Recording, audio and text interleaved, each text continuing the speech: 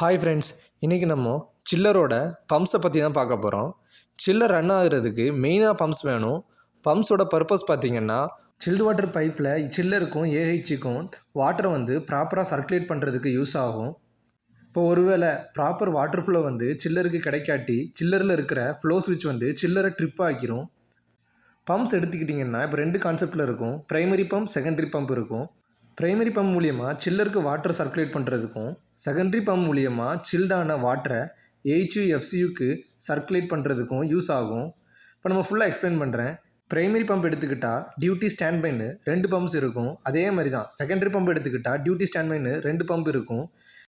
எதுக்கு duty stand பைன்னு 2 bumps இருக்குன்னா, இப்போ கண்டினியூஸாக ஒரு பம்ப் ரன் ஆகுச்சுன்னா பம்ப் மோட்டர் ஹீட் ஆகி டேமேஜ் ஆக வாய்ப்பு இருக்குது. அதனால் டியூட்டி ஸ்டாண்ட் பை மூலியமாக ஒரு பம்ப் 6 ஹவர்ஸ் ரன் ஆகுற மாதிரியும், இன்னொரு பம்ப் 6 ஹவர்ஸ் ரன் ஆகுற மாதிரியும் நம்ம எம்எஸ்சிபி பேனலில் டைமர் செட் பண்ணியிருப்பாங்க. அந்த டைமர் மூலியமாக நம்ம அட்ஜஸ்ட் பண்ணி செட் பண்ணிடலாம்.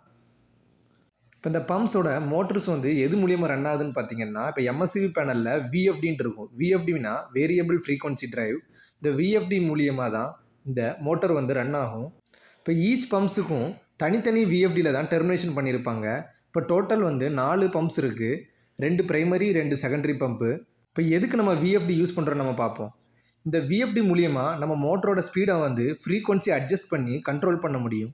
நம்ம எதுக்கு விஎஃப்டியில் மோட்டரோட ஸ்பீடை அட்ஜஸ்ட் பண்ணணும்? அப்ரூவ் டிராயிங்ஸ் படி எவ்வளோ வாட்டர் ஃப்ளோ ஏஹெச்யூ எஃப்சி யூனிட்ஸுக்கு ஃப்ளோ ஆகணும்னு மென்ஷன் பண்ணியிருப்பாங்க அப்ரூவ் டிராயிங்கில்.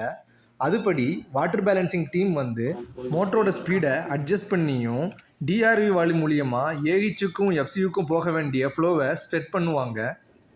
அதே மாதிரி விஎஃப்டி எப்படி மோட்டரை ப்ரொடெக்ட் பண்ணும்னா, ஃபார் எக்ஸாம்பிள் இப்போ நம்ம மோட்டரோட ஆம்பேர் 6.9 ஆம்பேர் இருக்குது.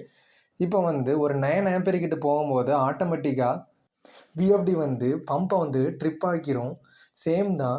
இப்போ நம்மளோட ரேட்டட் வோல்டேஜோட அதிகமான வோல்டேஜ் போயிட்டாலும் கம்மியான வோல்டேஜ் போயிட்டாலும் பம்பை சேம் விஎஃப்டி ட்ரிப் ஆக்கிரும். ப்ரைமரி பம்பும் செகண்டரி பம்பும் எந்த சீக்வன்ஸில் சில்டு வாட்டர் பைப்லைன் மூலியமாக சில்லருக்கும் ஏஹெச்சுக்கும் வாட்டரை சர்க்குலேட் பண்ணுதுன்னு பார்க்கலாம். ஃபஸ்ட்டு ப்ரைமரி பம்ப் மூலியமாக தான் வாட்டரை நம்ம சில்லருக்கு அனுப்புவோம். சில்லர் வாட்டர் சில்னஸ் பண்ணி செகண்டரி பம்புக்கு சென்ட் பண்ணும். திருப்பி செகண்டரி பம்ப் மோட்டர் மூலியமாக வாட்டரை திருப்பி ஏஹெச்சுக்கு சென்ட் பண்ணும். ஏஹெச்சு ஏரை கூல்னஸ் பண்ணி திருப்பி அது ப்ரைமரி பம்புக்கு சென்ட் பண்ணிடும். இந்த ப்ராசஸ் ரிப்பீட் ஆகிக்கிட்டே இருக்கும். இப்போ சில்டு வாட்டர் பைப்லைனில் வாட்டர் ப்ரெஷர் கம்மியாயிடுச்சுன்னா ப்ரெஷரைசிங் யூனிட் மூலியமாக இதை ப்ரெஷரை இன்க்ரீஸ் பண்ணிடுவாங்க.